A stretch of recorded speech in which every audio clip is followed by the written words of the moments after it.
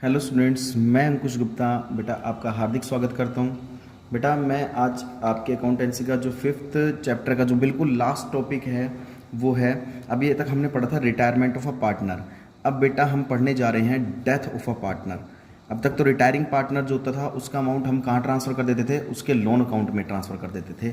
ठीक है, या तो हम उसको चेक या कैश से पेमेंट कर देते थे या फिर हम उसके लोन अकाउंट में ट्रांसफ़र कर देते थे। जैसे हम पार्टनर्स कैपिटल अकाउंट में दिखाते थे ना, बैलेंस कैरी डाउन नहीं होता था उसका अमाउंट कहाँ ट्रांसफ़र कर देते थे, लोन अकाउंट में ट्रांसफ़र कर देते थे।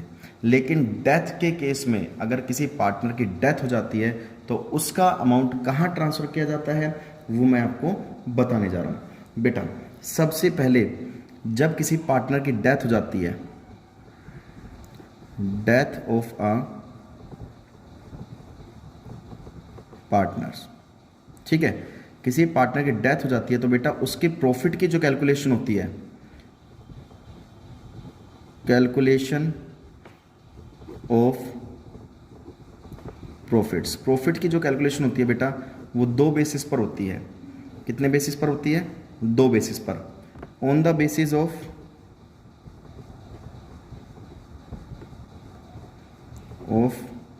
टाइम या फिर ऑन द बेसिस ऑफ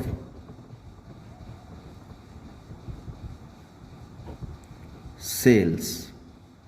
तो कहने का मतलब क्या है बेटा, जब भी किसी पार्टनर की डेथ होती है तो उसके प्रॉफिट की कैलकुलेशन हम दो बेसिस पर करते हैं।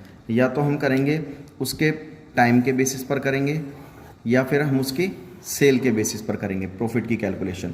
अब दोनों ही टॉपिक से मैं आपको लेकर चलता हूँ क्वेश्चन के माध्यम से कि टाइम के बेस पर हम सबसे पहले कैसे करते हैं। तो बेटा एक टाइम के बेसिस पर मैं सिंपल सी बात आपको बता देना चाहता हूँ। टाइम के बेसिस पर जैसे मान लीजिए कोई एक पार्टनर है, ठीक है, मान लीजिए एक फर्म का प्रॉफिट है ₹2 लाख, ठीक है, A B C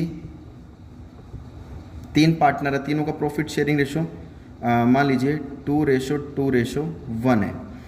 B death हो गई, बी की बेटा बी मर गया। जिस दिन बी मरा उस दिन फर्म का जो प्रॉफिट था वो कितना था बेटा, 2 लाख रुपए का। जिस दिन बी की डेथ हुई उस दिन फर्म का जो प्रॉफिट था वो 2 लाख रुपए था, 2 लाख रुपए का था। अब उसकी डेथ कब हुई है ये देखते हैं। उसकी मान लीजिए 1 अक्टूबर को उसकी डेथ हो गई। अब प्रॉफिट की कैलकुलेशन कैसे करेंगे? टाइम के बेसिस पर करेंगे। टाइम के बेसिस पर कैसे? अब हमें निकालना किसका हिस्सा है, B share of profit, share of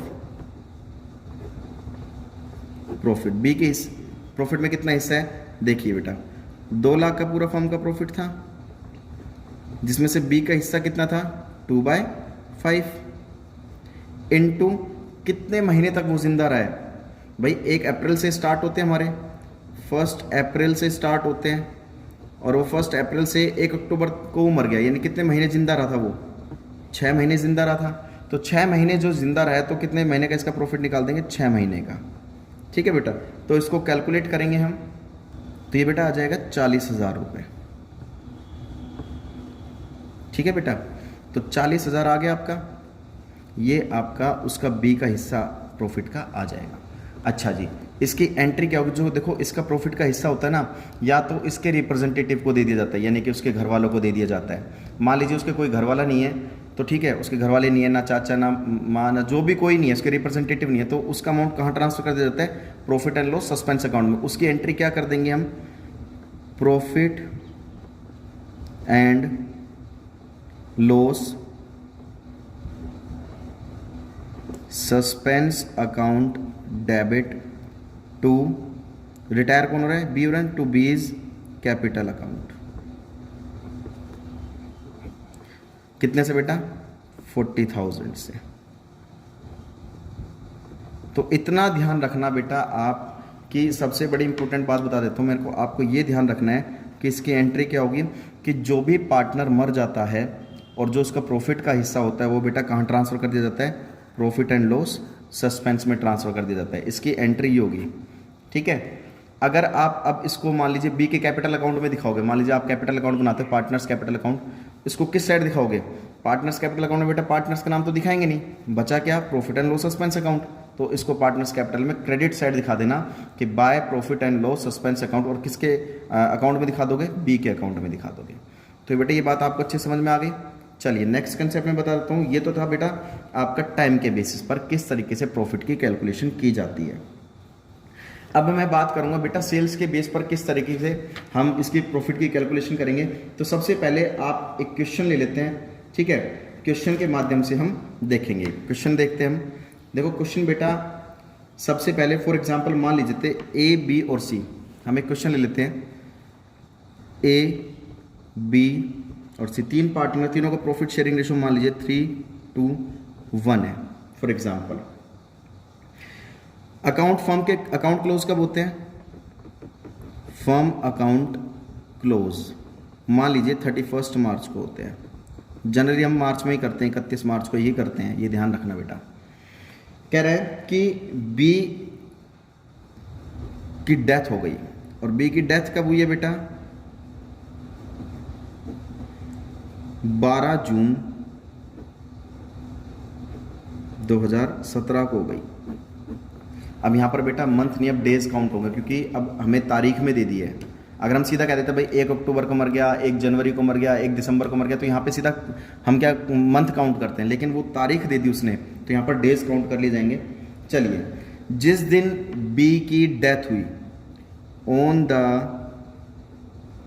date of death firm goodwill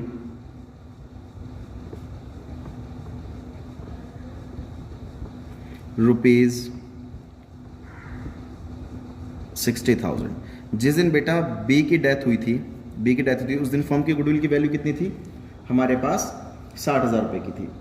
और सबसे बड़ी बात मैं आपको बता देता हूं कि जिस दिन बी की डेथ हुई थी उस दिन का जो फर्म का प्रॉफिट था, same on the date of death firm profit rupees 1,50,000। जिस दिन बी की डेथ हुई थी उस दिन फर्म का प्रॉफिट भी हमें दे रखा है, तो हमें एंट्रीज करनी है इसकी। सबसे पहले बात क्या करनी है, हमें एंट्रीज करनी है।